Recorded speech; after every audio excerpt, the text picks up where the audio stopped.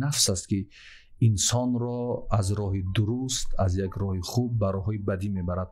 و آنهایی که نفس خود را اداره کرده میتوانند، آنهایی که نفس خود را جلوش پیش گرفته میتوانند، واقعا موفق میشن، واقعا آرامش دارند. و همین بد نفسی هست، همین نفس های بد است که گاه آرامش جامعه را از بین میبرد، گاه آرامی ما را از بین میبرد.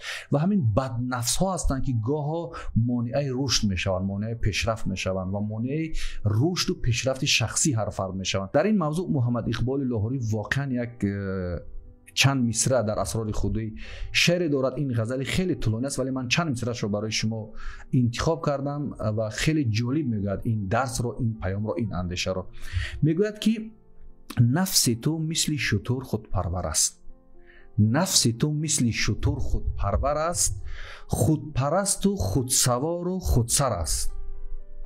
مرد شو آور زمام او بکف، تا شوی گوهر اگر باشی خزف. خزف به معنای سفال، یک ظرف سفالی. این دو مصرع آخرش واقعا خیلی جالب است، خیلی بیدار کننده است و پیامی روشن است. میگوید که هر کی بر خود نیست فرمانش روان، اگر هر کسی آگاه نیست، بیدار نیست، اندیشه ندارد، قناعت ندارد، نفس خود را اداره کردن نمیتواند، میشود فرمان پذیر از دیگران. نه دیگران اداره میکنند، دیگران استفاده میکنند و همیشه غلام میموند. باقی سلامت و سربلند و پیروز باشه.